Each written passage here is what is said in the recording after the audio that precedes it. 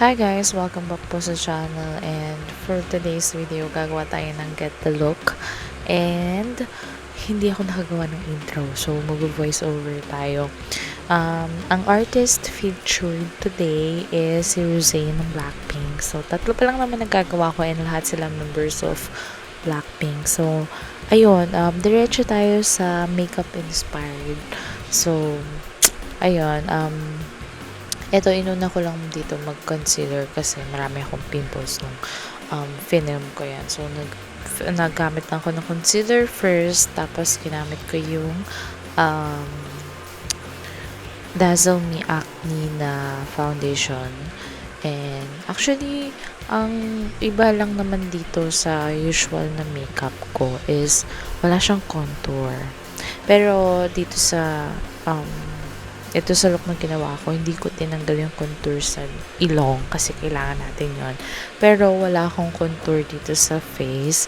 And then, parang ang ano lang naman ni Rosé sa mga looks niya is yung eyeliner niya is usually pababa siya. So, yun yung trinay kong i-achieve. Pero parang hindi ko alam kasi mahirap talaga ang eyeliner para sa akin. So, ayun lang naman. And then, wala naman kasi sila masyado yung mga Korean, mga K-pop. Wala sila masyadong eyeshadowish. So, ang inano ko lang dito is sa eyeshadow is yung brownish, tapos may glitters kasi yun yung parang usually ano ni Rosé. Tapos parang sa lower lid lang lagi yung ano niya, yung eyeshadow niya. So, yun yung ginawa ko dito sa look na to. And then, yun sa ano pa ba?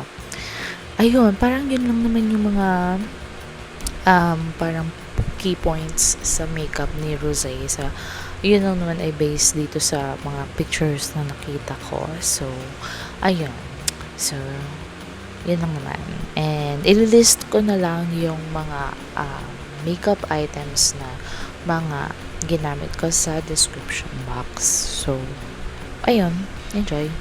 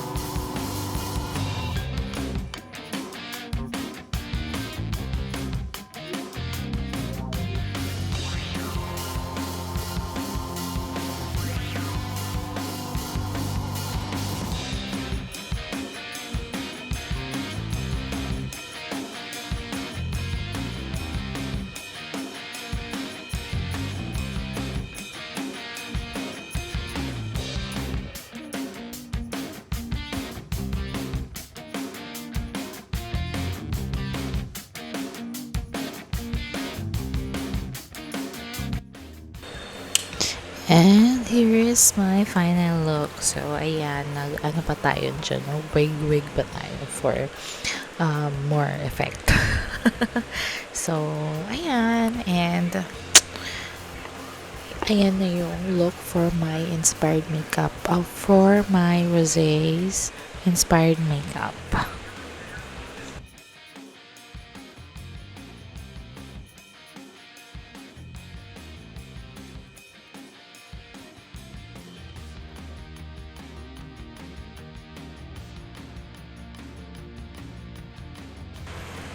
So, ang next clip is about the outfit of Rosés. So, yun yung get the look na talaga natin na outfit.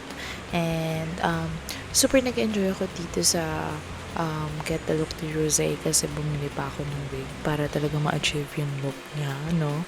So, ayun, masaya naman. And my first outfit would be the casual outfit.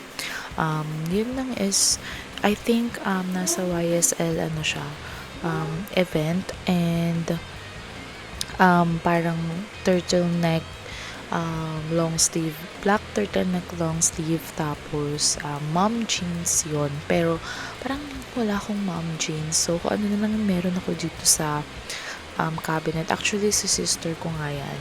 And, ayun, medyo malayo din yung color ng pants. Pero, okay na yan. Tapos, ano lang ako ng heels. Meron ako nakitang heels sa kapatid ko. And, hiniram ko lang din siya. So, yan, super enjoy din talaga yung outfit. And, I have sunglasses dito na meron din sa, namin, closet. So, feeling ko achieve ko talaga yung outfit na dyan. So, second outfit naman is MV outfit yan sa music video. So, ito, nakita niyo na to kasi ginawa ko siyang Halloween look. Kaya din nagbili ako ng wig niya para ma-achieve talaga. Pero dito sa filming nito, kulang yung outfit ko. Wala yung parang skirt ko. Pero, at nakita niyo naman na. So, ginawa ko na siya dyan. So, ayun, enjoy din dito sa outfit dito sa look na to. So, for the last outfit, ito yung performance outfit. And, parang kinurate ko na lang siya, parang overall na siya. Kasi, napansin ko sa mga performance siya, mahilig siya sa two-piece outfit, isang top, isang bottom. So, usually then black. Tapos, crop na parang bralette, ganyan yung top niya lagi. And then, pinapartneran niya na parang short or minsan skirt, ganyan. Tapos, syempre meron mga bling-blings, pero hindi na ako naghanap ng ganun. Kung ano yung meron ako nakita dito sa closet ko. Kaya sobrang natutuwa ako dito sa paggawa ko ng Get the Look ni Rosé. Kasi mostly, meron akong item sa cabinet namin or yun sa kapatid ko. So, ayan.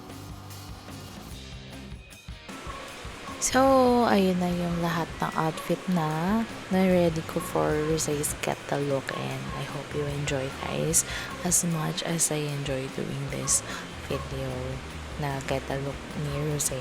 So, thank you guys so much for watching, and I will see you on my next video. Bye, guys! Bye-bye, guys!